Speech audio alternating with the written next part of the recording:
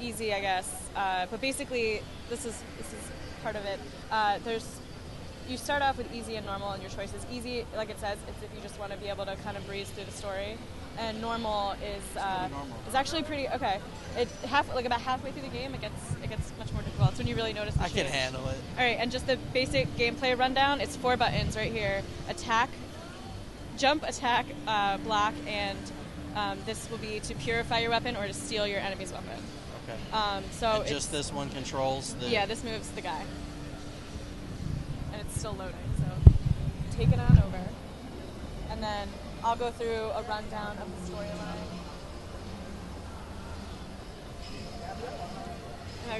Is it recording already? Okay. All right. So El Shaddai is loosely based on the Book of Enoch, which is part of the Dead Sea Scrolls.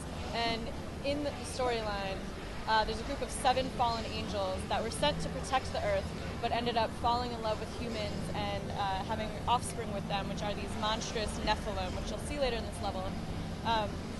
So in order to God threatens to send a great flood to the earth and wipe it clean, but Enoch, who is a human so pure that he's been chosen to work as a scribe in heaven, is sent to earth by God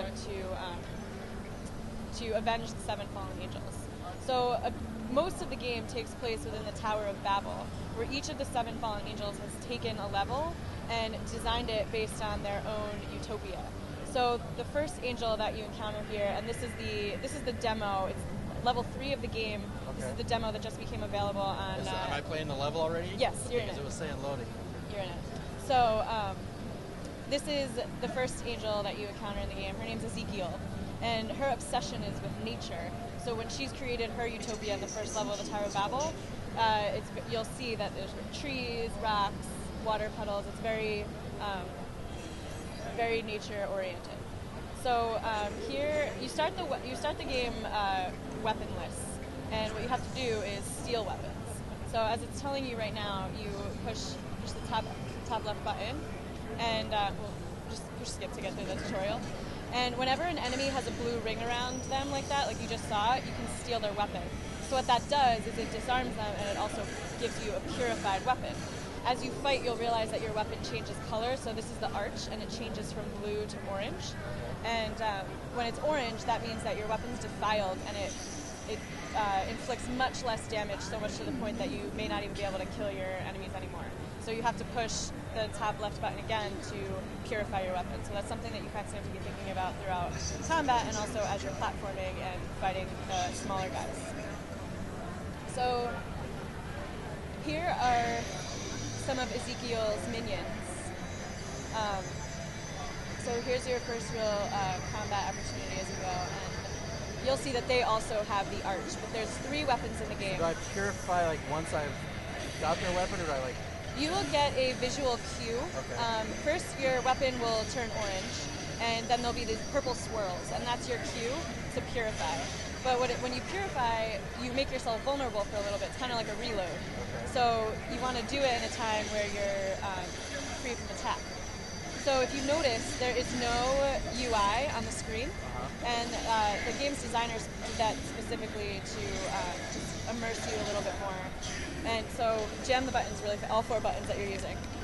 Okay, there you go. So that is an interesting death mechanic within the game.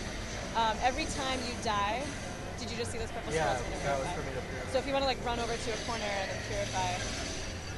Because I need to get less orange all of a sudden. Oh, I see. Yeah. Okay. So, if I get too evil, I die? No. You are not becoming evil, it's your weapon. But so there's no UI, there's no like health meters, but you see how around the corners, jam the buttons again? So around the corners it was becoming red, and your armor, as you take damage, your armor sheds. So that's how you can tell how much life you have left, and it's the same with your opponents. So as they get more and more naked, you get closer and closer to defeating them. So when you see that blue ring, push L, the top L button, and take their weapon. They're probably easier to kill when I have their weapon up. Yes. And you start off with a freshly purified weapon. So this is the arch. It's the first of 3 weapons. The second is the Gale, and the third is the Veil. So I need to jump. Yeah. Am I dying? You can double jump by pushing okay. A twice. That helps. And if you notice, you have a little bit of a floating So show me ability with the where I'm gonna land. arch. Yeah. Each of the weapons not only affects how you use it in combat, but it also just affects general gameplay and while you're platforming. So the arch, like you just saw, has a little floating ability. The Gale allows you to dash, which in turn you can access areas of the game that you normally can't without that weapon. And the Veil, which is strongest in combat and is most powerful and has the best defense, it actually weighs you down a little bit, so it's like a trade-off. So you kind of have to strategize in terms of what weapon you're carrying and what you're stealing and not stealing from your enemies.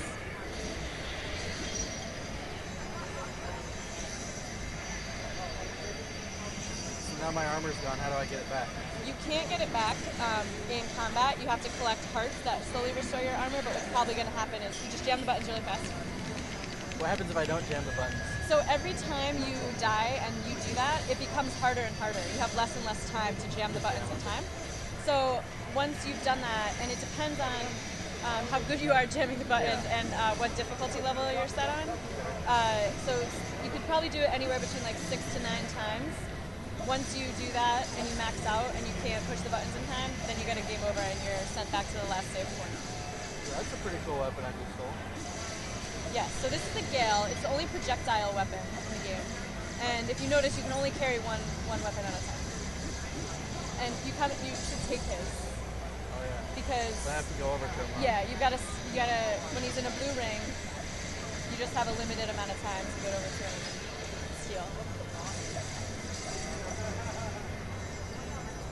Are those things good? Those red things that are hitting me? Red things are experience, so they are good, and you earn experience through combat, and okay, so you got a game over. Yeah. Sorry, we're almost out of